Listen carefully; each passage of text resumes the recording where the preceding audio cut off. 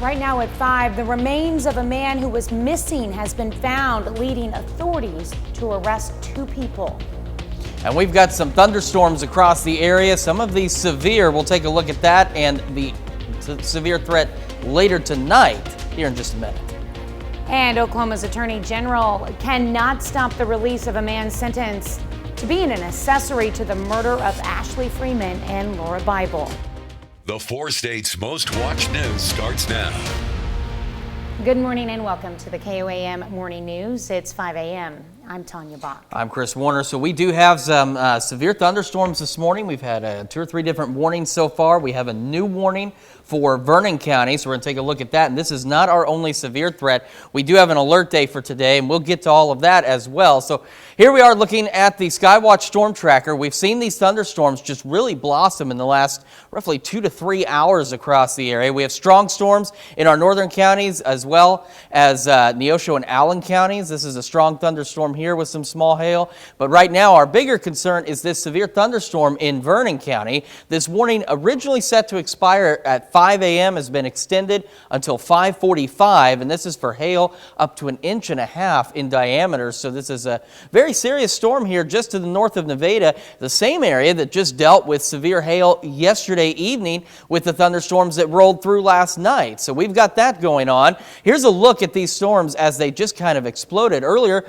we had that severe thunderstorm warning for Crawford County for hail out in Crawford County this morning. Additional thunderstorms developing, but you can see some of them beginning to die down, and that's going to be the trend through the morning. Into northwestern Crawford County with that storm. These storms, by the way, only moving about 10 miles an hour, dumped a lot of rain. So we do have a flash flood warning for northwestern Crawford County until 9:30, and this is just a look at the hail reports from last night. Now in the same areas getting hail from this storm this morning. And with the alert day today, that's where our next round of concern comes in. We could have a stray shower or two this afternoon. I think most of us are dry until this evening when we watch a batch of strong to severe thunderstorms start to roll through the area late tonight into the overnight hours.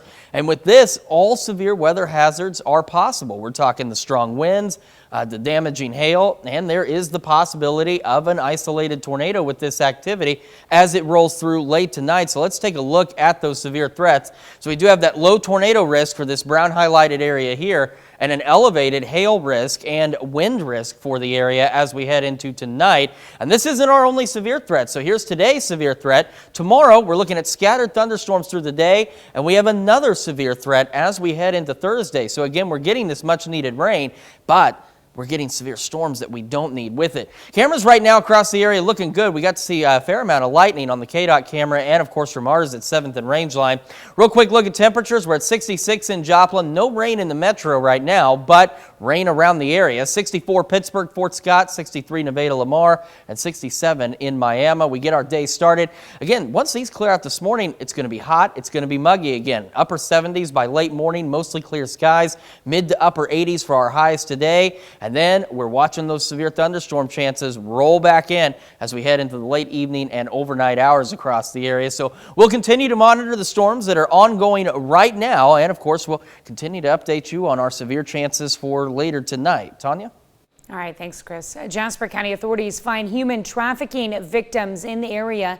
Jasper County detectives and Joplin police investigators last Friday conducted a victim-centered human trafficking investigation. They found 4 adults offering prostitution services at a local hotel. Life Choices and the RISE Coalition offered the 4 medical services and social services, but investigators found that not all of them wanted help. One person was taken into custody for warrants.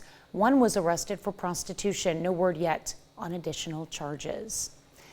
The body of a missing Parsons man is found and authorities arrest 2 suspects. 23-year-old Dakota Patton was last seen on April 25th in Parsons. The Kansas Bureau of Investigation and the Labette County Sheriff's Office says they found Patton's remains in a field near 20th Road and Xavier Road. They determined Patton died from an apparent gunshot wound. Authorities arrested 47-year-old Kimberly Thomas with warrants for first-degree murder and conspiracy to commit murder. Authorities also arrested 32-year-old Clint Nyberger on the same warrants. The Oklahoma Attorney General says he cannot prevent the man convicted for the murders of 2 Welch, Oklahoma girls from an early prison release. Ronnie Busick pled guilty in 2020 to accessory to murder for the disappearance of Ashley Freeman and Laura Bible. He also pleaded guilty to the deaths of Danny and Kathy Freeman in Welch. According to the Oklahoma Department of Corrections, Busick is set to be released May 19th. He was sentenced to 10 years in prison with 5 years probation. Oklahoma Attorney General Genter Drummond agreed the murders were horrific and deserved the harshest punishment.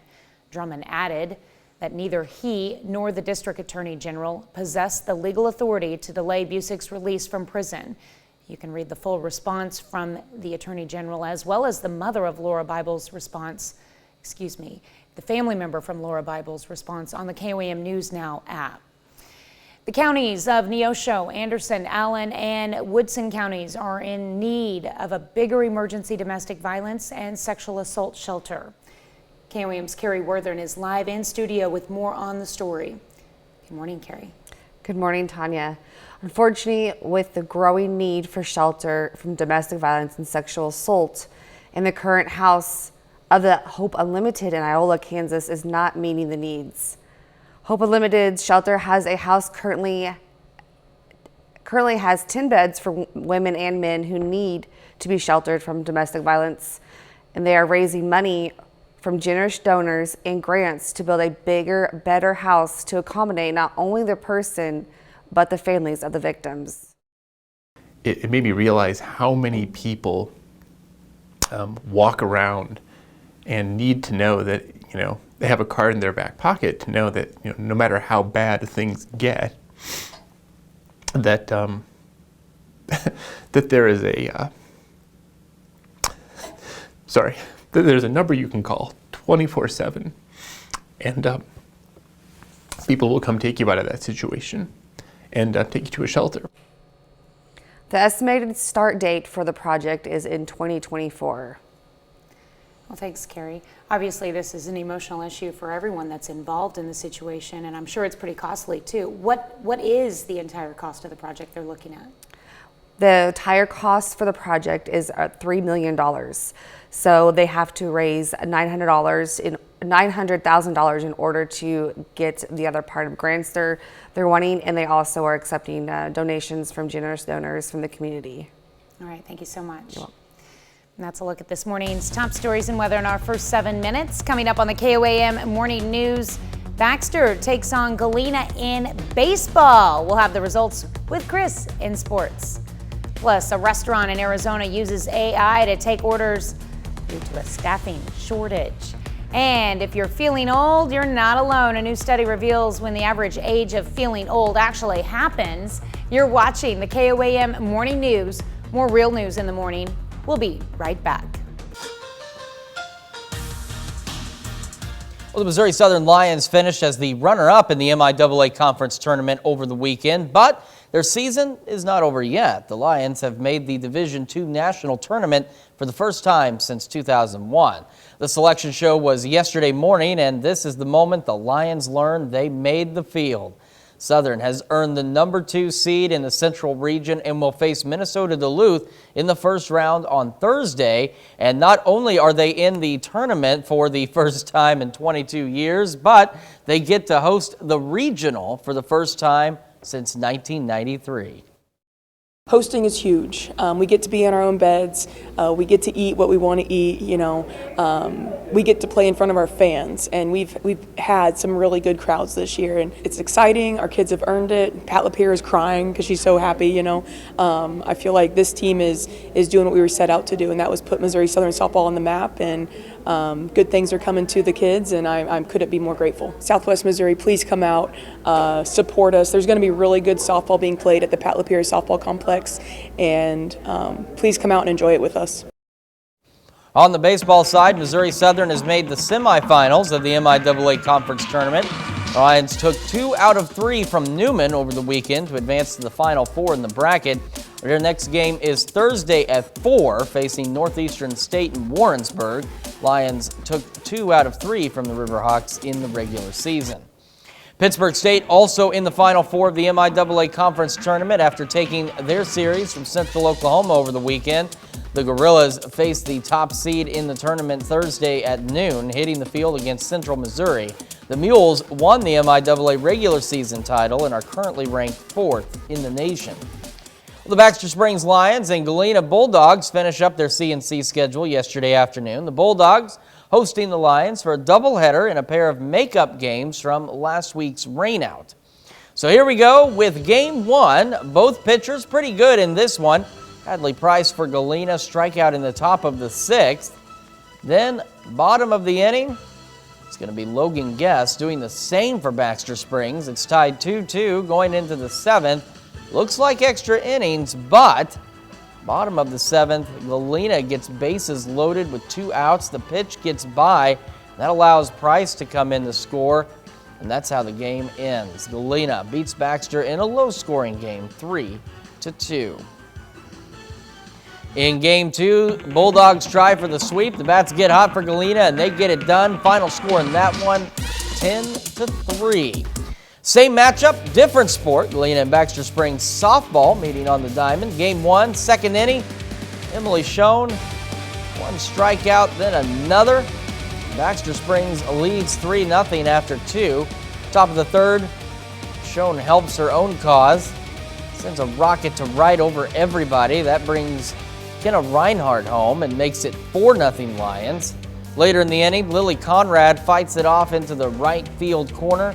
Scores another for Baxter Springs. They go up 6 after 3, and the Lions win game 1 in a shutout, beating Galena 10-0.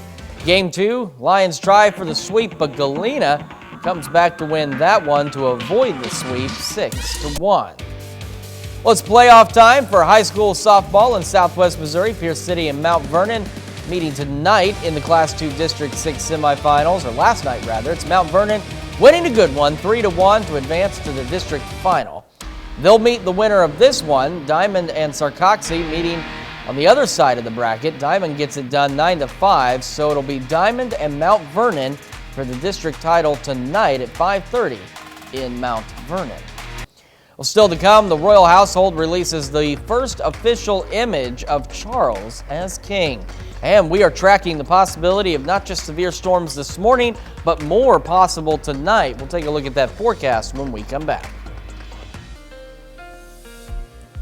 Welcome back to the KOAM Morning News. We've still got that severe thunderstorm warning for Vernon County. Wanted to touch on that real quick. This is a look at hail sizes. Now, they've come down a bit within the last about 10 minutes or so, but earlier we had hail sizes in this storm up to golf ball size. Right now, radar detecting up to $half size hail, and this is an area that already got hit with hail last night with storms, and now here comes another one. So let's take a look at this warning as it stands right now, still running until 5:45 for the northeastern parts of Vernon County, and these storms, just all of them in general, moving at about 10 to 15 miles an hour, so it is not moving very quickly at all. And again, this will run through 5:45. Earlier this morning, we had severe thunderstorm warnings for Crawford County because we had a pretty potent storm there. You can watch how they fire up pretty quickly, and then they're starting to die down. The one over Crawford County, it's kind of died down. A little storm tried to get going in Cherokee County. It died down. And this one around Allen and Neosho County starting to die down as well. But that one's still strong with some small hail associated with it. So we'll continue to watch these storms in case any of them try and get their energy back together. But these should continue to die down as we go through the morning. We still have that flash flood warning for northwestern Crawford County because, again, the storm's moving slow enough, dumped quite a bit of rain. This runs till 9:30. So do remember, turn around. Don't drown. And here's a look at last night's hail reports across the northern part of our area. And again, that storm now dumping more hail on parts of Vernon County. We have an alert day today, and believe it or not, it's not for what we're seeing right now. It's for what we're expecting later tonight. Now, we could have a stray shower or two this afternoon. I think majority of us, we're going to stay dry and we're going to stay very warm and muggy. Here we are at 10 o'clock out in our western counties. Here comes a batch of strong to severe thunderstorms, and this will roll through the area as we head into the overnight hours. Here we are at 1 a.m. It's starting to cross into the Missouri side, and with this particular batch of storms, we're talking large hail, damaging winds, and there is the possibility of an isolated tornado. So this is something that we'll be keeping a very close eye on. 2 a.m. starting to approach the I-44 corridor, and then by late morning tomorrow, it is gone. And then we'll have additional thunderstorms tomorrow, but those aren't expected to, Wednesday. I'm sorry, with the overnight storms, it throws you off, but with Wednesday, storms again. So here's a look at our risks. Low-end tornado risk, but it is there for the counties highlighted in brown. We have that elevated hail risk tonight and an elevated wind risk as well for a good portion of the area. And as mentioned, our thunderstorm chances will continue. So here's today, scattered storms tomorrow, not expected to be severe. And then we've got another severe risk as we head into Thursday. Let's take a very quick look at the 7-day. We're still seeing thunderstorm chances all the way through this weekend. Temperatures upper 70s, lower 80s, overnight lows in the 60s. So again, alert day today for tonight's severe weather threat, and then we're watching the possibility of additional strong to severe thunderstorms on Friday or Thursday. Well, we're hearing a lot lately about artificial intelligence and how it's being used to write music and write papers. It's also moving into the restaurant world. Fast food chain in Arizona says AI is helping to fill the gaps since it's struggling to hire staff. Steven Sarabia has more. Hi, what can I make fresh for you today? AI is here in the valley and it's looking to take your order. What else? The new system is reliable. It's there 24/7 and it really helps. In partnership with Presto Automation, Carl's Jr. is bringing out artificial intelligence to take orders at drive-thrus, with one of the first locations in the country being in Buckeye. It can adapt to whatever you're saying and even offer other items on the menu. Would you like to try our jalapeno poppers today? I was a little taken back at first, and a very pleasant voice. Store manager Augustine Medina says this AI isn't taking away jobs, but instead lets his staff focus on other tasks like preparing the food. We're not cutting hours or cutting another person from the schedule. It's just someone else to help there. We wanted to put this AI to the test, so we hit up the drive-thru. Hi, what can I make fresh for you today? Yeah, can I get just the famous star, just the burger? Sure. That's the simple order. Now let's throw it a curveball. Can I get another famous star, no buns, make it a lettuce wrap? Hold the pickles, hold the onions. Can you hold the meat? Can you repeat the order back to me? I have one famous star with cheese and one famous star with cheese with lettuce wrap. And that's it? 1462, please pull forward. Thank you. My pleasure. All right, let's see what we got. All right, the burger on my left, this one has no changes to it. Simple enough, but the one on the right, this is my custom order. As you can see, I got rid of the buns in place of lettuce. It has no pickles, no onions, and just cheese, just the way I ordered it. Now, typically I wouldn't get something like this, but hey, it got the job done. The process is a little slower than talking to a real person, and it's also not perfect. We're always wearing our headsets, so we are always ready to jump, to intervene. The makers of the AI software say they don't have a name yet for the AI voice, and they're taking recommendations, but they're leaning towards Carla. That brings us to our question for you this morning. Would you ever use AI? Yes or no?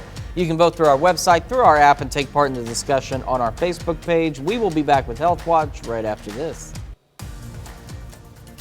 Topping Health Watch this morning, a new study shows how mental health and physical health may be linked. Researchers in South Korea found people dealing with mental health problems in their 20s or 30s were at a higher risk of suffering a heart attack or stroke later in life. They found people with mental health disorders like insomnia, depression, and eating disorders were 58% more likely to suffer a heart attack and 42% more likely to have a stroke compared with people with no mental disorders. A new study finds obese children have alarming cognitive differences from their non-obese peers. Researchers from Boston Children's Hospital analyzed data from 5,000 children ages of 9 and 10 at 21 different sites across the country. The team found children who were obese had more trouble solving problems and thinking logically. Analysts did a series of brain scans and found that reward and emotional processing attention were less organized and less well-connected in those who had a higher weight. A new study reveals the age when Americans say they start feeling old. According to a new study by Worldwide Independent Network of Market Research, that age is 43 years old. That's when some start to notice their hair going gray or their body not feeling the same. In a report by the Wall Street Journal, health experts say the pandemic has actually made people feel older. The report also cites stress, loneliness, and diseases as contributors to people feeling old or older.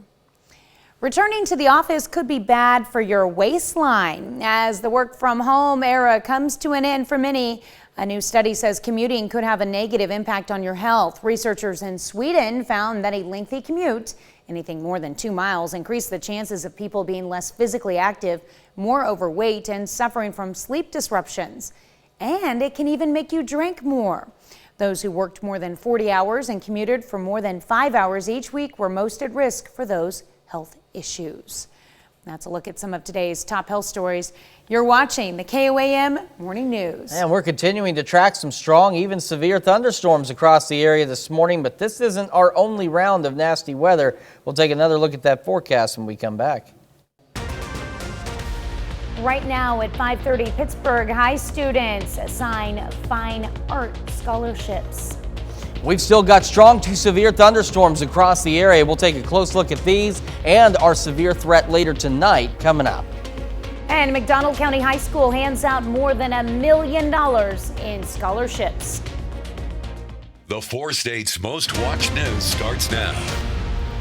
Good morning and welcome to the KOAM Morning News. It's now 5:31. I'm Tanya Bach. I'm Chris Warner. So we have an alert day today for the potential for strong to severe thunderstorms, but that's for tonight. But we're dealing with some strong to severe thunderstorms this morning, and some kind of, just off to the side, something I'm sure we'll have information on later, but some kind of interesting police activity at the shopping center at 7th and Rangeline. We'll keep an eye on that for you, but first to our severe weather threat that we've got right now. We've got strong thunderstorms around the area, and we have this severe thunderstorm warning that continues until 5:45 for northeastern Vernon County. This is an area that already got hit with hail, large hail last night, large hail again this morning. Now the good news is it's starting to wind down. Hail size is still up to severe criteria at about 1 inch in diameter, but earlier, when it was a little further to the west, we were talking hail up to golf ball size with this particular storm. You can see how these guys have just kind of blossomed over the last couple hours. We had a severe thunderstorm warning in Crawford County earlier this morning for hail, but they're starting to wind down slowly but surely, and that will continue to be the trend. That storm in Crawford County was so slow moving that we have a flash flood warning for the northwestern corner of the county until 9:30 this morning, and this is just a look at last night's hail reports across the northern part of our area. And again, these areas getting hit with hail this morning. Now, once these storms clear out, we could have a stray shower or two this afternoon. I think the future track is going a little overboard on afternoon showers. It's tonight that we have our alert day for again. Here comes this line of strong to severe thunderstorms, and it will roll through. That was 10 o'clock. Here we are at midnight, and it will have the ability to continue to intensify as it continues to push off to the south and to the east. Here we are at 1 a.m. By 2 a.m., it's right along the I-44 corridor, and then as we head later into the morning, it is out of here. But with these thunderstorms, there's the possibility of the large hail, the damaging winds, and the risk for an isolated tornado that cannot be ruled out. So something we'll be keeping a close eye on. So here's that low-end tornado risk for the counties highlighted in brown for tonight. Then we've got an elevated hail risk, and we have that elevated wind risk. And it's not our only severe threat. This is what today's looks like in general. Tomorrow, just looking at scattered thunderstorms, no severe weather expected tomorrow. And then we head into Thursday, and we have additional threats for severe weather. Let's take a quick look at temperatures around the area. We've got 66 in Joplin, north breeze at 7 miles an hour, partly cloudy skies. Storms have remained outside of the Joplin area. 63 Iola, 70 Parsons, 67 Miami, 64 Neosho, and 65 in Carthage. We get our morning started. Once these clear out, we'll be mostly sunny and mild and muggy. Near 80 by late morning, highs today pushing near 90 under mostly clear skies and muggy conditions. And then again this evening, we'll make it down to the lower 60s, and we'll be watching these strong to severe thunderstorms as they roll in later tonight. Of course, we'll continue to monitor the storms rolling through right now, and if any new warnings pop up, we'll let you know, and we'll continue to update you on tonight's severe threat as well. Tanya? All right, thanks, Chris. On Monday, 7 Pittsburgh high school students signed fine arts scholarships at the collegiate level. 6 students earned scholarships to Pitt State. 1 student earned a scholarship to Kansas State University. It is a big day. I guess it hasn't really set into reality for me. This has been, like 14 years in the making, I suppose. I guess it hasn't set in yet. Like, I'm going to get home and just probably be screaming in my room or something like that. The students signed their scholarships at the Pittsburgh High School auditorium. On Monday, McDonald County High School handed out more than $1 million. The school hosted its senior scholarship night. They handed out more than 150 awards to students totaling more than $1.2 million. Officials say the students have worked very hard to get this far. So this is a very exciting night for us. This is our Senior Scholarship Award night, and almost 150 kids are gathered here tonight, and their families and representatives of some of these scholarships to give away these scholarships to these kids. It's just a testimony of the hard work and dedication that they've put in throughout the year. $800,000 of the scholarship came from the state's A+ scholarship program. This week is Local Government Week in the state of Missouri. It's a chance for cities to recognize their employees for all the hard work they do. The city of Joplin yesterday added a message of appreciation and support written in chalk outside the entrances of city facilities. Officials say the Joplin city staff make a big difference in the community. A little recognition goes a long way. It lifts spirits and it gives us a little extra energy to continue to do great work. We've got a great team here, and they're all dedicated towards making Joplin the best community it can be. The city of Joplin employs more than 550 people with more than 40 departments. On Monday, some folks got together for a good cause in Quapaw, Oklahoma. It was for a cookout with Spanx Barbecue at the Quapaw Farmers Market. For $12, you could get a pulled pork sandwich, baked beans, chips, and a drink. All proceeds went to medical expenses for Danny Tanner, also known as Harley Claus. He plays a big part for the community come the holidays. Like at Christmas time, you'll will see him anywhere on his bike dressed up as Santa Claus. Cruising everywhere, and it's really cool. People stop to take pictures with him. Of course, all the kids and stuff, they really look up for it too. Danny got into a motorcycle accident this year and totaled his bike. The funds go towards being able to get him back on his feet. On Monday, Mound Valley, Kansas, grade school fifth graders volunteered with the Ronald McDonald House of the Four States. For the last several months, students with the school collected aluminum pop tabs with the intent to donate them to the house. Students also participated in healthy house cleaning projects while on site.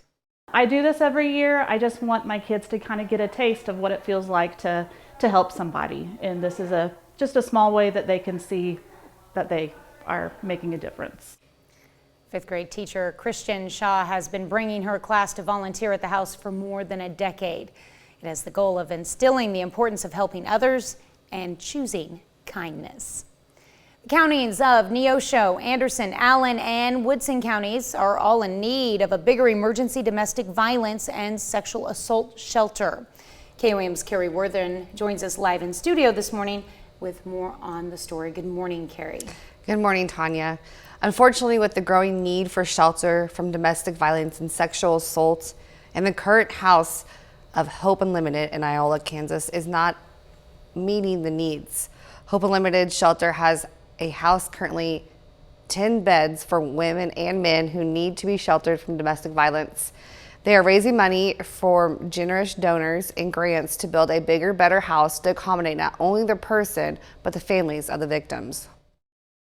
It made me realize how many people walk around and need to know that, they have a card in their back pocket to know that, no matter how bad things get, that that there is that there's a number you can call 24/7, and people will come take you out of that situation and take you to a shelter. The estimated start date for the project is 2024. Thanks, Carrie. How many beds do they expect the new building will be able to house? They will expect it to be around 32 beds. They started at their house now. They have 10 beds, but they did have 16 due to COVID. They had to push it down to 10, so they're wanting to make as many beds as possible for the new building. That'll be nice. All right, thank you so much, Carrie. You're welcome. Well, this morning we're discussing using AI. AI is here, and it's looking to take your order. In partnership with Presto Automation, Carl's Jr. is bringing out artificial intelligence to take orders at drive-thrus, with one of the first locations in the county being in Arizona, or in the country rather, being in Arizona. Store manager Augustin Medina says AI is not taking away jobs, but instead letting his staff focus on other tasks like preparing the food. The process is a little slower than talking to a real person, and it's also not perfect. That brings us to our question for you this morning. Would you ever use AI? So far, 40% of you say you would not. 60% of you say that you would. So make sure you take time to vote through our website, through our app, and take part in the discussion in our Facebook page. My son keeps wanting to have discussions on the benefits of AI technology and all of that stuff with me, and I'm not as quick to get on board with it, but I'm old school. I think that it's got some but I know it'll have benefits. Yeah, there'll be some benefits to it, that'll help out in certain areas. I don't think it's something that needs to take over everything, but it can be a supplement. It can help out, like that one's trying to do. Yeah. Just help out. Sure. And I think they want to name her Carla. Yeah, yep. She does sound like a Carla. I would agree. All right, that's a look at our top news stories. Coming up this half hour in the KOAM Morning News, a Wisconsin Police Department gets a new addition, and trust us, it's a very adorable one. Plus, a woman in Australia survives in a forest for 5 days, all on some wine and lollipops. We'll have the latest. That's how you do it. You're watching the KOAM Morning News. More real news in the morning. We'll be right back. Topping World Watch, at least 12 people were killed and 20 injured following airstrikes in Gaza. Among the dead were 3 Islamic Jihad commanders along with their wives and children. And that's what the Palestinian militant group said early on Tuesday. According to Israeli authorities, its airstrikes in Gaza were a response to incessant aggression on the part of the Islamic Jihad terrorist organization. With Ukraine's counteroffensive against Russian forces looming, the U.S. is set to announce a $1.2 billion aid package to Ukraine as early as today. And that's according to a U.S. official familiar with the package, who said it will include drones, artillery ammunition, and air defense missiles. And they will be contracted and purchased from manufacturers instead of pulled directly from Defense Department stocks. Here's a look at the first official portrait of King Charles III following his coronation. Handsome man there. The Royal Household 2023 is releasing the image from British photographer Hugo Bernand. Festivities around the crowning of King Charles and Queen Camilla are still going on in the UK. And that's after royal fans from around the world converged on Buckingham Palace Saturday, following the coronation at Westminster Abbey. In a statement released Monday, Charles thanked everyone involved in the celebrations. An Australian woman survived 5 days in the wild on a bottle of wine and some lollipops. A rescue helicopter spotted the woman last Thursday and directed police to her. She says while on vacation, she made a wrong turn and ended up at a dead end. Then while trying to turn around, her car got stuck in the mud and there was no cell phone service. She was only planning a short trip, so she only had a few snacks with her and a bottle of wine she had bought for her mother. That's a look at some of your biggest headlines from around the world. We'll be right back. Welcome back to the KOAM Morning News. The good news we've got right now is the last severe thunderstorm warning that was for Vernon County expired just 2 minutes ago, but still a strong storm up there as it rolls out of Vernon County, and still some stronger storms in our northern counties. So let's take a closer look at that one. Earlier, when this storm was at its prime across parts of northern Vernon County and northwestern Vernon County, we were talking golf ball size hail, and then it's gradually begun to weaken as it rolls off to the east very slowly, but you can see still lots of lightning with it. And if we go ahead and track back to the west a little bit in some of our, well, if it will let me, some of our northern counties, still some strong storms, no severe storms at this point, but plentiful lightning and some very heavy rain, and these storms are not moving very quickly at all. So here's a look at how they just all blossomed up early this morning, say around 2:30, and then as quickly as they came up, a lot of them started to die. We had a severe thunderstorm warning for Crawford County earlier this morning. Obviously, that has since gone. But here's the other thing. Took you a look at these storms. Do you see them really moving a lot?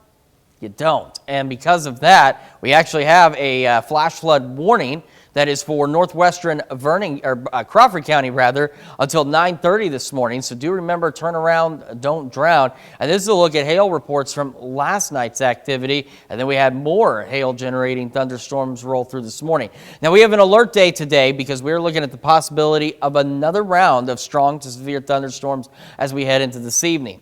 All right, this afternoon, early evening, a stray shower or two possible. I think the majority of us are going to remain dry, but we're watching this activity. It's going to roll in, and this could be strong to severe as it comes in. So that was 10 o'clock. Here we are at midnight. Here it continues to roll off to the east-southeast, 1 a.m. And with this line of thunderstorms, we're talking the possibility of damaging winds, large hail, and as Doug mentioned even yesterday, an isolated tornado cannot be ruled out. So this is something we'll be watching very closely, something you need to be watching very closely. And after about 3 a.m., it is gone. Let's take a quick look at our severe threats for tonight. And again, this is really for this evening and overnight. We have that low-end tornado risk for the counties in brown, which is a good chunk of the area. And then on top of that, an elevated hail risk and an elevated wind risk. And this isn't our only threat for severe weather today, this week. We have today's severe threat, just general thunderstorms expected tomorrow, no severe weather. And then as we head into Thursday, another severe threat across the area as well.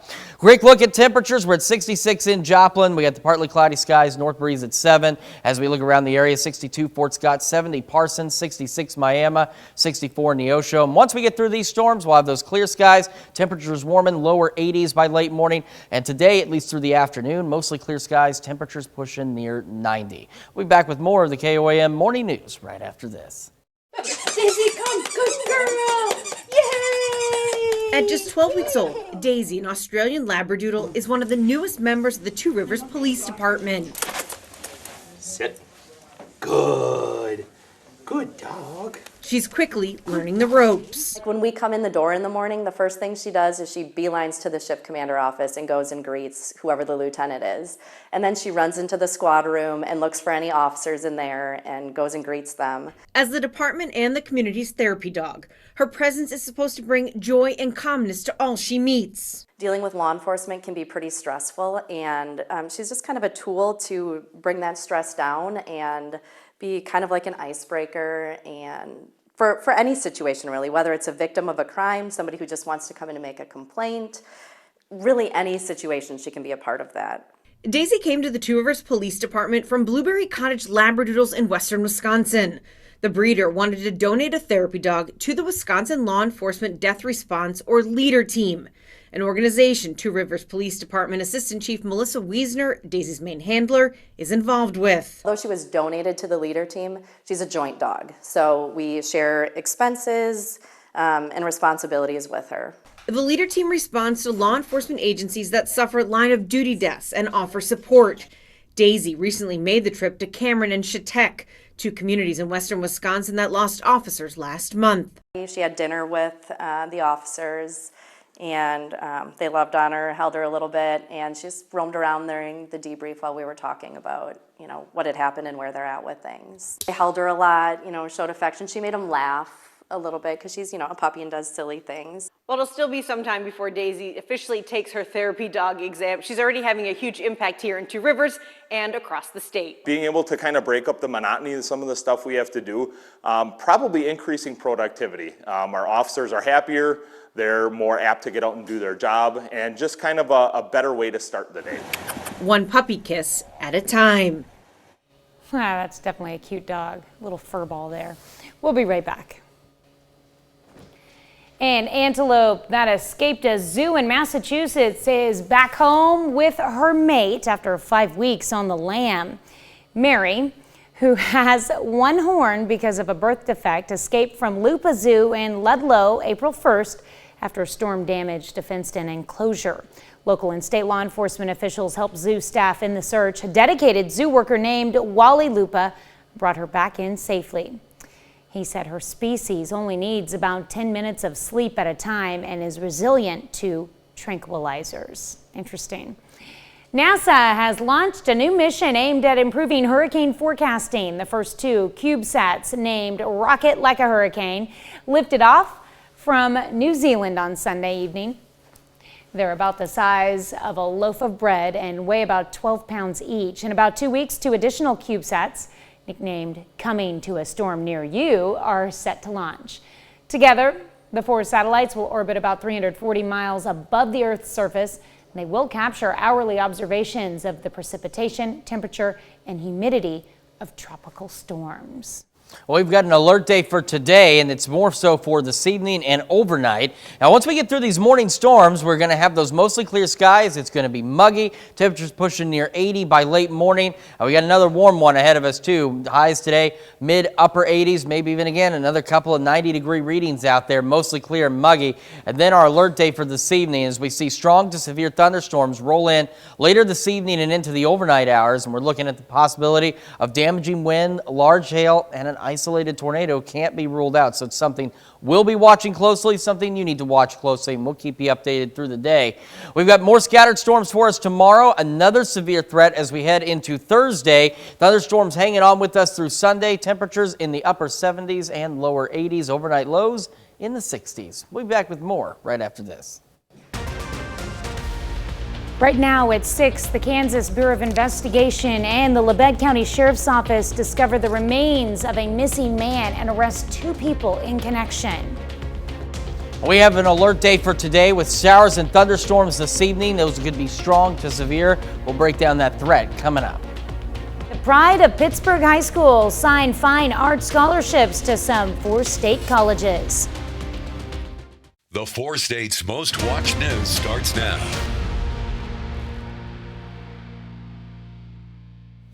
It was a very large spider.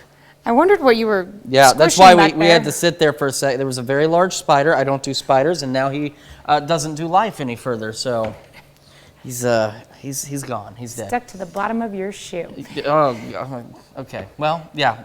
On that note, good morning and welcome to the KOAM Morning News. I'm Tanya Bob. I'm Chris Warner. I'm not so sure if it's Monday or Tuesday anymore. Well, it's just after 6:01. Aside from the spider, actually some stuff we need to talk about. We have an alert day today for strong to severe thunderstorms tonight. We've had some strong to severe thunderstorms this morning, but the good news is they're beginning to wind down. Now, some of these still strong, but no active warnings. Nothing like that going on, and these will continue to wind down as we go through the morning hours. So this is a quick look at the flash flood warning northwestern Crawford County because we received so much rain from a storm there earlier this morning, and that runs until 9:30. So let's talk about our severe threat and the reason for our alert day. We head into the afternoon, a stray shower or 2, maybe even a rumble of thunder possible. I think most of us will remain dry, but as we end later this evening and into the overnight, this is what we're watching. Here we are at 10 o'clock. This batch of showers and thunderstorms, these are expected to be strong to severe, and they will continue to roll through the area as we go into the overnight hours. Here we are at 1 a.m., 2 a.m. These have the potential of bringing us some strong damaging winds, large hail, and there's the potential for an isolated tornado. So it's something we'll be watching very closely, so just keep it right here to KOAM, and we'll keep you updated on it. Here's a look at those severe threats for today. Again, that low-end tornado risk for our storms later this evening. We have an elevated hail risk and elevated wind risk out there as well with these strong to severe thunderstorms. And today, not the only day we're going to see that. Tomorrow, we're expecting scattered thunderstorms across the area, but no severe weather, and our severe threat returns to us on Thursday. So another round that we'll need to watch. We're at 67 in Joplin right now. You can see the clouds from those storms off in the distance. Otherwise, no rain in the metro at this time. 63 Fort Scott, Pittsburgh, 67 Chetopa, 66 Miami, and 65 in Carthage. As we get our day started, we'll start to clear out, mostly clear, muggy, near 80 by late morning. We head into the afternoon. We're going to be muggy, mostly clear. Temperatures pushing close to 90 today. And then our alert day for this evening kicks in as we see those strong to severe thunderstorms roll in into the late evening and overnight hours, and we'll drop back down to the low 60s. If any of these strong storms do pick up some energy, we'll let you know, and we'll keep you updated on tonight's severe threat as well. Tanya? All right, thanks, Chris. The body of a missing Parsons man is found and authorities arrest 2 suspects. 23-year-old Dakota Patton was last seen on April 25th in Parsons. The Kansas Bureau of Investigation and the Labette County Sheriff's Office say they found Patton's remains in a field near 20th Road and Xavier Road. They determined Patton died from an apparent gunshot wound. Authorities arrested 47-year-old Kimberly Thomas with warrants for first-degree murder and conspiracy to commit murder. Authorities also arrested 32-year-old Clint Nyberger on the same warrants.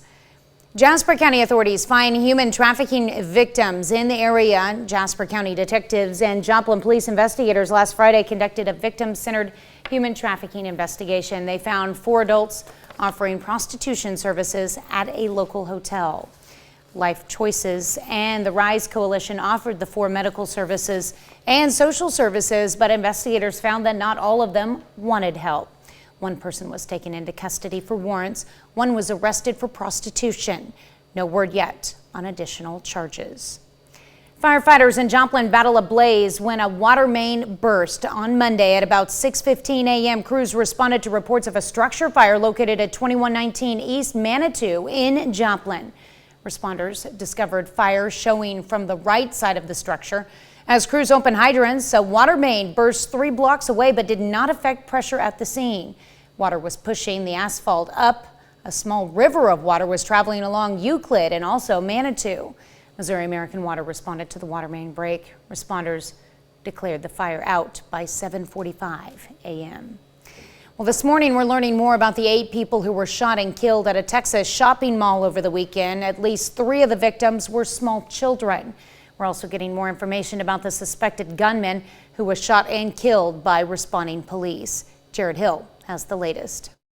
Stories of survival continue to emerge days after a gunman opened fire at the Allen Premium Outlets Mall near Dallas. The gunshots it sounded like a war zone. Raquel Lee took this video as she and other shoppers hid to escape the hail of bullets. We were just in the closet trying not to be heard, crying, praying. CBS News has learned the gunman, identified as 33-year-old Mauricio Garcia, enlisted in the Army in 2008, but didn't finish basic training and was terminated after 3 months due to physical or mental conditions. He later worked as an armed and licensed security guard and passed a background check. It hits really, really close to home. A memorial is growing outside an elementary school in Wiley, Texas for 2 of the youngest victims, sisters Daniela and Sofia Mendoza.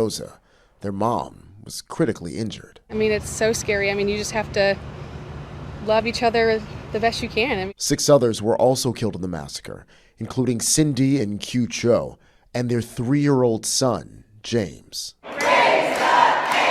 In a surprise move Monday, a Texas House committee advanced a bill that would raise the age limit to buy a semi-automatic rifle to 21, but the measure faces an uphill battle in the full state legislature. Jared Hill, CBS News. Families of the victims of the Robb Elementary School shooting in Uvalde, Texas, were among those demonstrating for action at the Texas State House yesterday. Meanwhile, investigators continue to look for a motive in the mall shooting, including whether the suspect may have been motivated by domestic extremist ideology. To be the first to see breaking news, weather, and sports, you can download the KOAM News app. It's available free of charge in the Apple App Store and the Google Play Store. Just search for the KOAM News app. On Monday, 7 Pittsburgh high school students signed fine arts scholarships at the collegiate level. 6 students earned scholarships to Pitt State. 1 student earned a scholarship to Kansas State University. It is a big day. I guess it hasn't really set into reality for me. This has been, like 14 years in the making, I suppose. I guess it hasn't set in yet. Like, I'm going to get home and just probably be screaming in my room or something like that. Students signed their scholarships at the Pittsburgh High School auditorium. That's a look at this morning's top stories and weather in our first 7 minutes. Coming up on the KOAM Morning News, reparations for slavery. Could California give slavery reparations? I'm Danya Backus with a look at the recommendations from a task force and how this could shape what happens in the rest of the country. Plus, one organization wants to level the maternal health playing field by offering doula services. We've got the details. And Chris returns with another live look at your forecast and the latest on severe storms in the 4 states. You're watching the KOAM Morning News. More real news in the morning. We'll be right back. Topping Nation Watch this morning, Customs and Border Patrol agents have started a targeted enforcement operation in El Paso, Texas. The move comes as authorities are expecting to grapple with thousands of migrants converging on El Paso ahead of Thursday's expiration of Title 42, the Trump-era policy which returned many migrants to Mexico. Customs will be reducing processing lanes and passenger operations at the Paso del Norte point of entry. Travelers are being urged to use an alternate port of entry between the U.S. and Mexico. A California panel approved the most sweeping recommendations yet to determine potential reparations for Black Americans. The committee also studied policies that have harmed Black Americans for generations. As Danya Bacchus reports, if and how these proposals become law could shape what happens in other parts of the country. California's Reparations Task Force approved recommendations on how the state can potentially compensate eligible Black residents and apologize for generations of harm. It is about more than a check. The final vote in Oakland over the weekend follows 2 years of study, 15 public hearings, and some disagreement. How are we confused on who should receive this repair? Last year, the panel defined eligibility as descendants of enslaved or free Black people living in the U.S. prior to the end of the 19th century. The committee did not calculate specific potential payment amounts, but looked at decades of discriminatory policies. Whether it's education, generational wealth, whether it's redlining, an ability to own property, the criminal justice system, how that has impacted us financially, what would that look like? That's what the economists put together for us. What happens here in California could serve as a model for other states and municipalities grappling with the issue of reparations. A promise of 40 acres and a mule made to formerly enslaved people over 150 years ago has yet to be filled. Many are pushing for action on a national level. California panel members say it'll soon be up to state legislators to put the money where their mouths are. When the press conference is happening, they stand there in solidarity with you and say, hey, I support this, but now are you willing to vote for it? And this is going to be the real task. That test comes July 1st when the task force delivers its final report. Danya Bacchus, CBS News, Los Angeles. The panel also approved recommendations for an apology to be issued in front of the descendants of enslaved Black people. That's a look at some of today's top national stories. Here's Chris with the look. Yeah, we've got those thunderstorms still winding down across the area this morning, and we will continue to see a severe threat as we head into this evening and overnight. We'll take a look at that full forecast when we come back. Welcome back to the KOAM Morning News, 6:16 on this Tuesday, and it's been an active Tuesday morning. We're going to pause for the afternoon and see more storms this evening. That's why we do have an alert day for today for those strong to severe thunderstorms this evening and overnight. So here's a look at the Skywatch Storm Tracker. These storms, a couple of them still on the strong side, but the good news is we have no active severe thunderstorm warnings at this point. But we had some for Vernon County and earlier for Crawford County for some hail out there. The only warning that we still have active in the immediate area is in northwestern Crawford County. That is a flash flood warning through 9:30 this morning. So do remember, turn around, don't drown. Here's what we're looking at today, and here's why we have the alert day. We go into the afternoon, a stray shower or two is possible, but I think most of us are going to remain dry until we head into the evening, and that's where we're going to see the possibility of some strong to severe thunderstorms. There's some disagreement, I'm going to be honest with you, on exactly when, but somewhere between 6 and 10, we're going to see these storms. We could see some this evening, around 6 o'clock, and they could be strong to severe, and then later in the night, more thunderstorms are going to roll in from the west, and these could be strong to severe. And with each of these possible rounds of storms, we could see damaging wind, large hail, and there is the threat for an isolated tornado out there. So something we are keeping a very close eye on, and you just keep it right here to KOAM, and the Skywatch weather team will keep you updated through the evening and into the overnight and early tomorrow morning as this batch rolls through. Here we are at 1 a.m. and we go to 2 a.m. still moving on through the area, and then it will eventually make its way out of here. And then we have additional thunderstorm chances as we head into Wednesday, but there's some good news about those. We'll talk about that in a moment.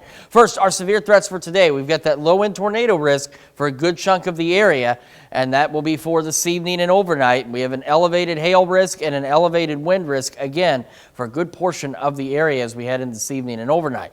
So here's today's severe threat just on a general scale. Tomorrow, we're looking at just scattered thunderstorms. We're not anticipating any severe weather for us on Wednesday, and then we head into Thursday, and we have another severe threat with some thunderstorms as we get in toward the end of the week. Let's take a look at right now. We've got 67 degrees in Joplin. Calm winds, those clouds from those storms this morning starting to clear out. So we didn't get any of that in the Joplin area. But again, off to the north, got plenty of it. And again, this is all much needed rain. We could just do without the severe threat that's coming along with it. We got 65 Yates Center, Chanute, 68 Parsons, 66 Miami, 65 Carthage, and 64 in Lamar. As we get our morning started, these clouds clear out. We'll be mostly clear, and you guessed it, with all the moisture that's left behind, and with what's coming later today, it's going to be quite muggy. We push near 80 by 11. We go into the afternoon. We've got mostly clear skies for the majority of our day, muggy, warm, near 90 degrees across the area for our highs, and then again this evening, right around, say, 5, 6 o'clock, we got the possibility of maybe one round of strong to severe storms, and then more chances as we head into the late evening and overnight hours, and we'll eventually cool back down into the lower 60s with these thunderstorms tonight. Let's look at the week ahead. We still have the thunderstorm chances at least all the way through this weekend, through Sunday. So again, I want to emphasize, it is much needed rain. We absolutely need this rain, but I know a lot of us could absolutely do without the severe threat that's accompanying it. We're near 81 tomorrow with those thunderstorm chances, upper 70s for Thursday with those scattered storms and evening storms that again could be strong to severe. Watching thunderstorm chances again on Friday, lower 80s, near 80 Saturday with those storms. Upper 70s Sunday, more storms. Rain chances pause for Monday, but we're also much cooler after all this activity clears out into the upper 60s. And then warm weather returns as we head into the next half of next week. We also see additional thunderstorm chances next Tuesday and Wednesday. That's a check of your forecast. We'll have more of the KOAM morning news right after this. Topping Health Watch this morning, TikTok may be your go-to for celebrity gossip or dance move, but researchers say it's not the place to find medical advice, especially when it comes to liver disease. A new study from the University of Arizona finds 4 in 10 posts about liver disease contain misinformation, including false claims about fad diets, detox drinks, and herbal remedies. Other posts claimed mushrooms, beef liver, or parasite cleanses would heal the liver, all of which are not true, according to physicians. Virtual doctor appointments may be better for some cancer patients than seeing their providers in person, and that's according to a new study from the Moffitt Cancer Center. Researchers looked at more than 50,000 telemedicine visits during and after the height of the COVID-19 pandemic. Those who saw their doctors online said they had better access to care and that their physicians showed more concern. Well, there's new concern about the overuse of popular cleaning products stemming from the pandemic. More than 24 scientists are now sounding the alarm about disinfectant wipes and sprays, along with hand sanitizer, saying they could lead to antimicrobial resistance and environmental harm. Instead, they recommend using regular soap and water to clean, only adding disinfectant when necessary. Well, the racial disparities in maternal health continues to be a problem nationwide, and now one organization is trying to help. Elise Preston takes a look at a service in Los Angeles that's providing Black women with a doula, a trained professional to guide them through the birthing process. Breathe in, 2, 3. Carrie Bernuns is counting down to when she and her partner Jeremy welcomed their first child, a baby boy. The healthy, expectant mother feared she would have to deliver at just 24 weeks. After having some early contractions, she says doctors misdiagnosed her with an open cervix. That was just unnecessary, and it was just hard. Bernuns, who felt her concerns over medications she was prescribed were being ignored, switched doctors and got a doula through Frontline Doulas, a community program that provides free access to care for Black mothers in Los Angeles. I also wanted a Black woman too. I wanted someone that can understand me, understand what I was going through, understand my body. According to the CDC, Black women in the U.S. are nearly 3 times more likely to die from pregnancy complications than white women. Contributing factors include health inequities, mistreatment, and underlying chronic conditions. Doula Felicia Francis Edwards fights to improve those outcomes by advocating for families and providing physical, emotional, and informational support. If I could tell you how many times women who signed up for the program said to me the reason they wanted to do the program because they thought they were going to die. According to studies, mothers who use doulas are less likely to require a C-section or use pain medication, and their babies are less likely to have a low birth weight. But doula services can cost upwards of $5,000, and most aren't covered by insurance. How do you think you would feel if you did not have your doula? I don't want to think about that. I probably would feel a bit more lost for sure. Bernun says now that she's found her doula, she's ready for delivery. Elise Preston, CBS News, Los Angeles.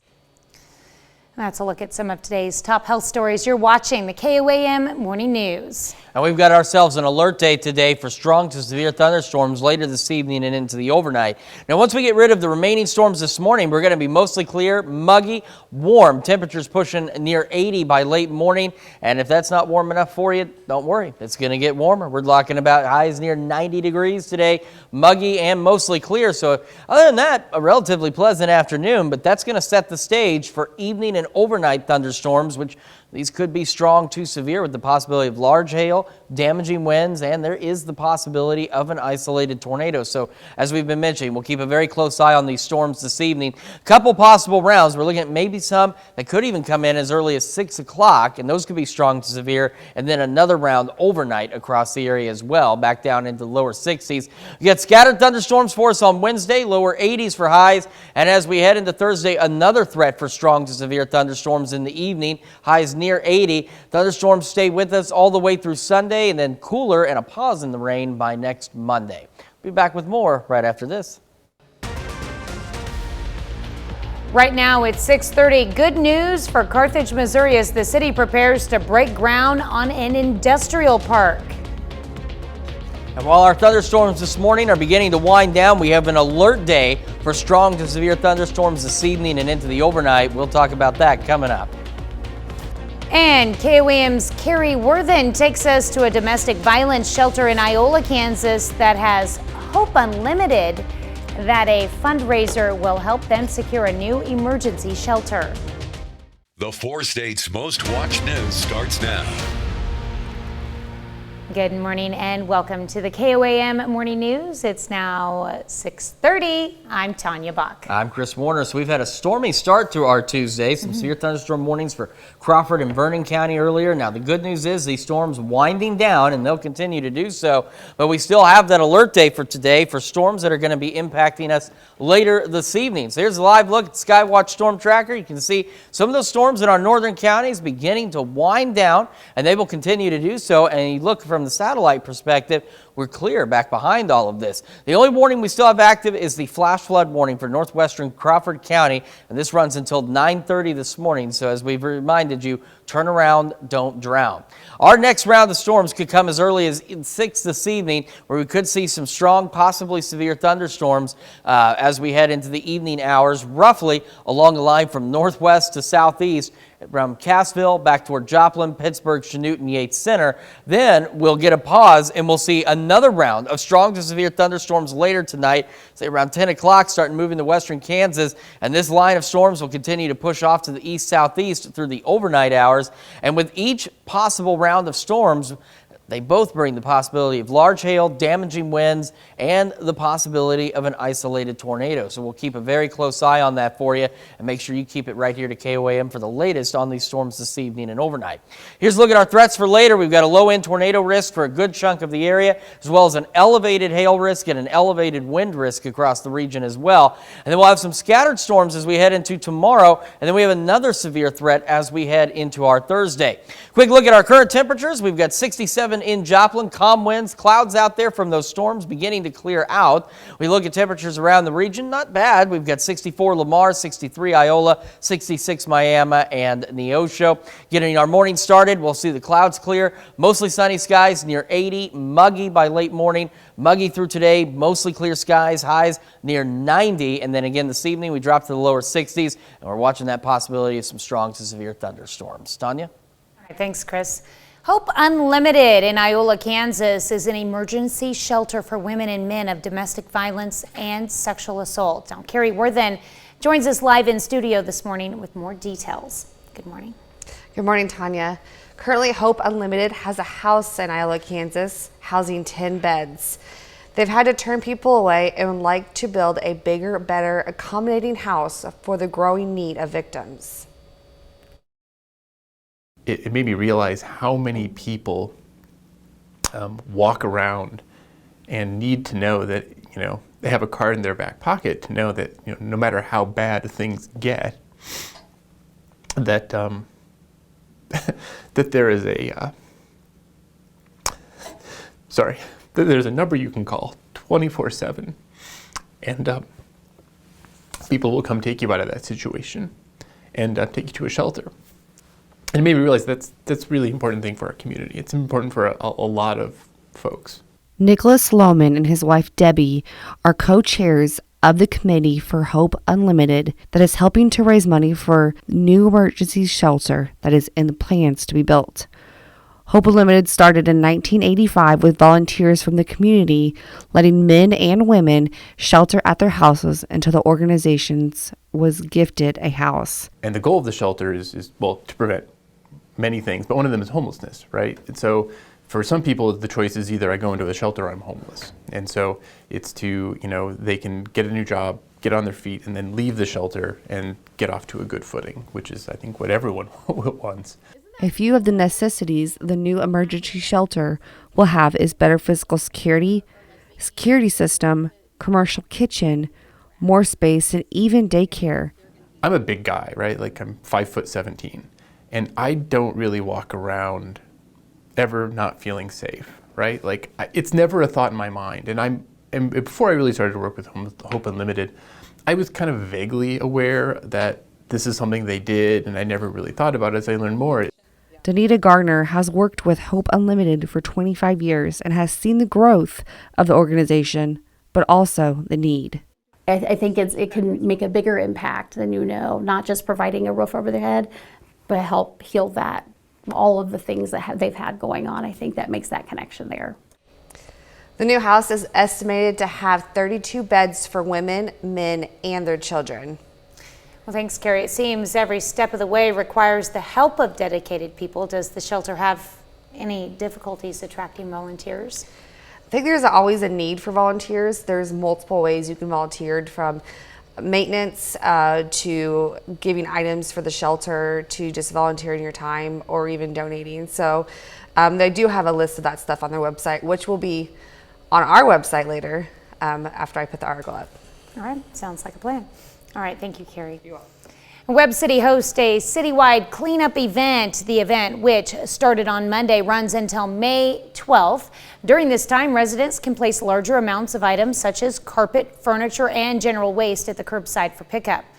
Unacceptable items include tires, batteries, and electronics. On May 13th, a household hazardous chemical and paint recycling station, as well as an electronics recycling station, will be hosted at Webb City Public Works, where residents can dispose of those items.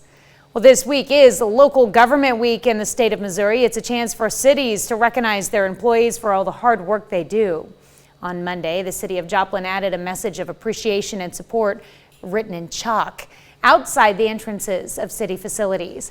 Officials say the Joplin city staff makes a big difference in the community.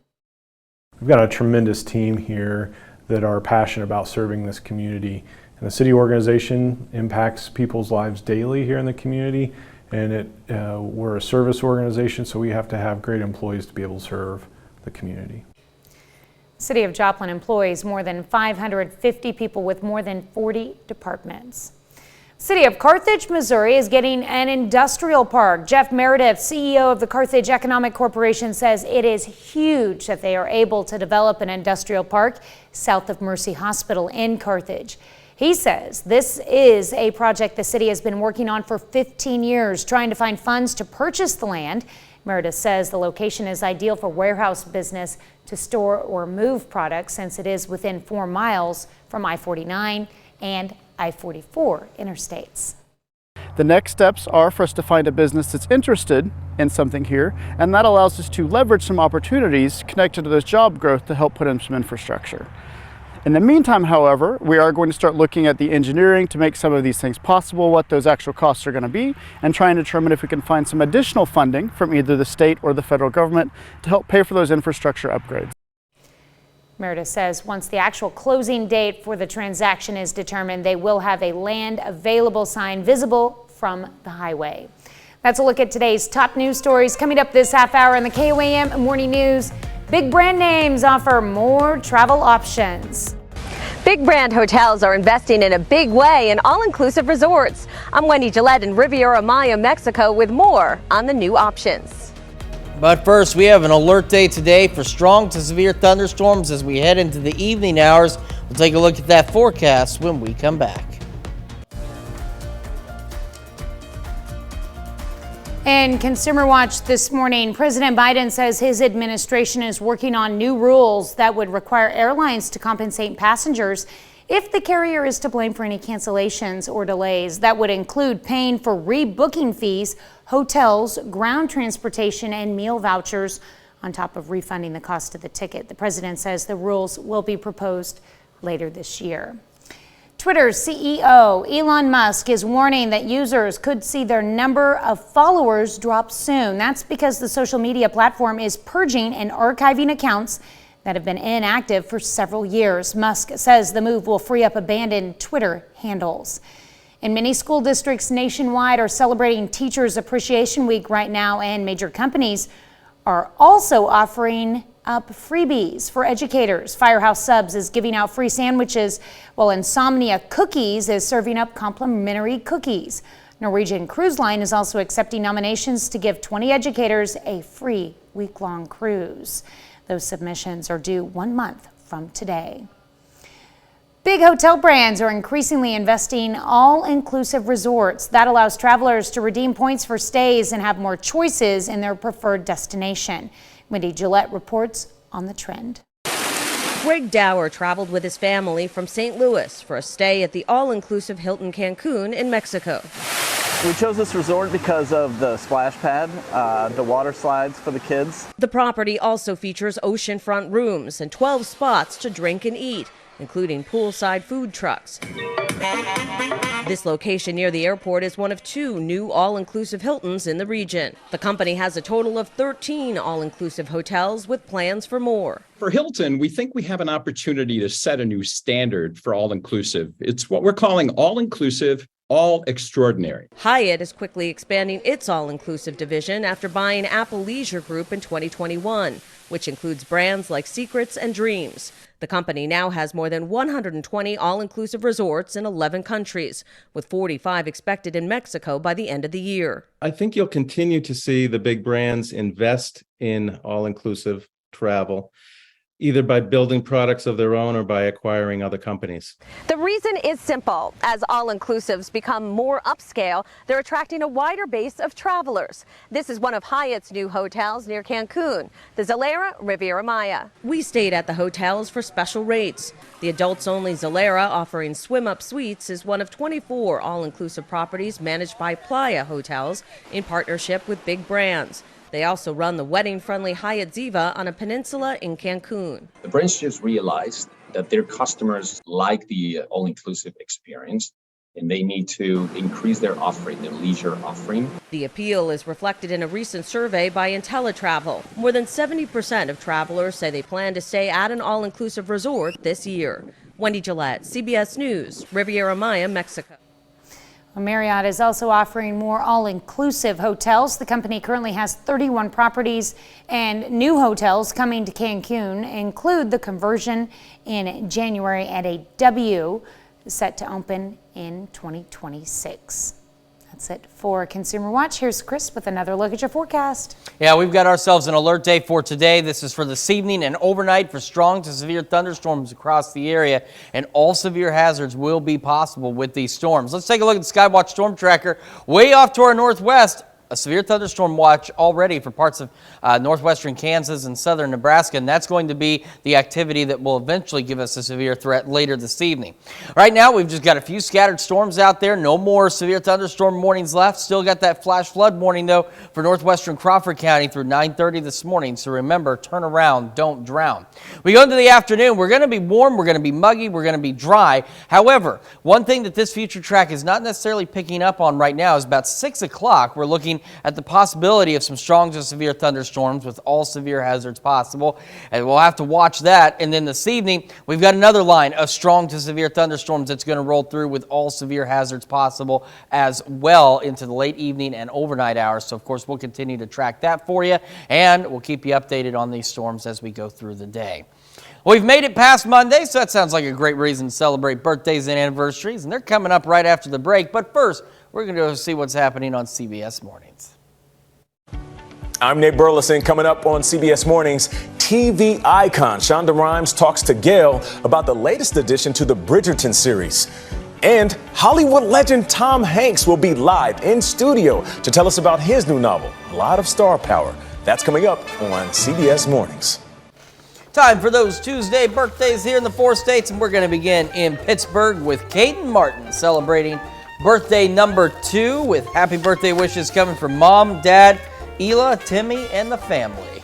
All right, and we got Jet Johnson celebrating birthday number 6 this year in Bronson, Kansas. And Gabe, our news assistant, is destroying the studio, so we may not have much of it left. But we're also celebrating Ruby Rose Hetty in Parsons, celebrating birthday number 6. Jacob Soretti turning 8 years old this year in Frontenac, wishing you the best year. Love, Mom, Addie, Emmy, and your friends. And Jaslyn Folk celebrating birthday number 9 in Oswego. Happy birthday, Jaslyn. Jordan Stanley is 10 years old this year. Jordan is in Nevada. And Jeremiah Palmer celebrating birthday number 12 in Crestline. A very happy birthday to you, Jeremiah. Kaylee Henry turning 14 this year. Kaylee is in Pittsburgh. And we've got Jakayla and Janessa Davis, obviously twins, both celebrating number 15 in Pittsburgh. Jakayla is on the left, Janessa is on the right, and a happy birthday to both of you. And across the state line in Asbury, turning 65, it's time to celebrate for Donna Jameson. And back into Kansas, Rick Pauley celebrating birthday number 65 in Pittsburgh. Lifelong resident and greatest fan of KOAM News and Weather. Rick, we certainly appreciate you. You help us pay the bills, believe it or not. And a very happy birthday to you. Looks like he's a fan of Yana, too. Who wouldn't be? Of course, of course. We're fans of all of us here. All right, Pat Dudley turning 72 years old in Moraine, Kansas. And Earl Hemphill celebrating birthday number 94 in Columbus from your Center Christian Church family. We're not fans of spiders. We're fans of everybody else. Anyway. No, that's just you. I don't have a problem with spiders. I hate them. All right, and let's see, we've got Dennis and Joey Vernardi celebrating their 57th anniversary. They're in Franklin, Kansas. And Doris Richardson celebrating birthday number 78 in Columbus. Kathy Swaney turning 72 years old this year in Crestline. And we've got Paul Cupp Jr. celebrating birthday number 40 in Crestline as well. Joe and Nora Morris are celebrating an anniversary in Columbus. And got Pat Gomez celebrating birthday number 82 in Iola. And Terry and Robin Town are celebrating their 9th anniversary there in Iola as well. And Mike and Terry Broadwater celebrating their 37th wedding anniversary in Joplin. Man, that was an impressive list, but it would have been more impressive with some additional pictures in there, Tanya. Where did they need to send those? All they have to do is email those pictures to us at birthdayswithans@KOAMnewsnow.com. And of course, while you're on our website, checking out everything it has to offer, and of course, keeping up on our storm chances, you can also take time to sign up for the KOAM Birthday Club. It is easy to do. You get great deals from local businesses. Additionally, you get a special birthday message from your friends here at KOAM. So make sure you take time to sign up for the KOAM Birthday Club today. All right, we've got ourselves an alert day for today for some strong to severe thunderstorms. Now, our activity this morning, as you can see, winding down. We still do have that flash flood warning in northwestern Crawford County that runs until 9:30, so please remember, turn around, don't drown. As we head into the afternoon, we're looking at the possibility of some strong, maybe severe thunderstorms across a part of the area this evening around 6 o'clock, and then we've got a better chance of even more strong severe thunderstorms overnight with this batch that's going to come out of western Kansas Here we are at 1 a.m. You can see this line here, 2 a.m., this intense line. And the thing is, with our severe threat today, all severe hazards are possible, unfortunately. So that includes large hail, damaging winds, and possibly an isolated tornado. So here's our tornado risk. It is low, but it is there, so it's something we'll keep a close eye on. We have that elevated hail risk and an elevated wind risk for us as well. And we'll have additional scattered storms tomorrow, and then another severe threat as we head into Thursday of this week. Quick look at our current conditions. We got those clouds out there, but they're on their way out. We're sitting at 67 in Joplin with calm winds there, and we've got pretty decent temperatures across the area this morning. 65 Chanute, 68 Parsons, 66 Chatopa, Miami, Neosho, Monette, and Carthage, and 65 in Lamar. And as we get our morning started, again, those clouds clear out. We'll hold on to mostly clear skies. Will be muggy. Temperatures pushing near 80 by late morning. We'll take another full look at your forecast, the week ahead, and the news you need to know when we come back. Here's a check of today's top headlines, the news you need to know before you head out the door. City of Carthage, Missouri is getting an industrial park. Jeff Meredith, CEO of the Carthage Economic Corporation, says it is huge they're able to develop an industrial park south of Mercy Hospital in Carthage. He goes on to say the location is ideal for warehouse business to store or move product, since it is within 4 miles from I-49 and I-44 interstates. Well, this week is Local Government Week in the Show Me State. It's a chance for cities to recognize their employees for all the hard work they do. On Monday, the city of Joplin added a message of appreciation and support written in chalk outside the entrances of city facilities. Officials say the Joplin city staff makes a big difference in the community. And on Monday, Mound Valley, Kansas school 5th graders volunteered with the Ronald McDonald House of the Four States. For the last several months, students with the school collected aluminum pop tabs with the intent to donate them to the house. Students also participated in healthy house cleaning projects while on site. And also on Monday, some folks got together for a good cause in Quapaw, Oklahoma. It was for a cookout with Spanx Barbecue at the Quapaw Farmers Market. For $12, you could get a pulled pork sandwich, baked beans, chips, and a drink. All proceeds went to medical expenses for Danny Tanner, also known as Harley Claus. That's a check of today's top headlines, the news you need to know before you head out the door. We've got that alert day today as we're looking at strong to severe thunderstorms later this evening and overnight. Ahead of that, though, mostly clear skies, muggy temperatures pushing near 90, and then roughly, say, around 6 o'clock or so, first possible round of some strong to severe thunderstorms, more of them overnight. Will eventually drop back down to a low of 62. All severe hazards are possible with these storms this evening and overnight, so we'll be keeping a very close eye on that for you. We head into tomorrow, scattered storms, lower 80s, another severe threat as we head into Thursday, and storms hold with us all the way through Sunday.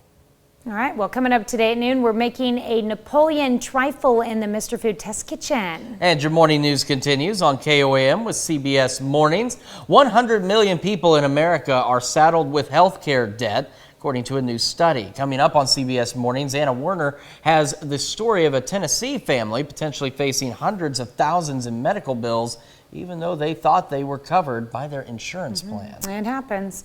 Or you can switch on over with us on Fox 14, where your only local morning news continues. And this morning, Bob Burke from the United Way stopping by the studio with some information on how you can help stamp out hunger. And Ramsey Witterstater from the SEK Men's Society stops by with a furry friend. They want to tell you about a couple of upcoming events and how you can lend a hand or a paw. We'll have all that over there at 7. That's going to wrap it up for us for now. We'll see you tomorrow morning at 5 a.m. And of course, we're going to do it again today at noon.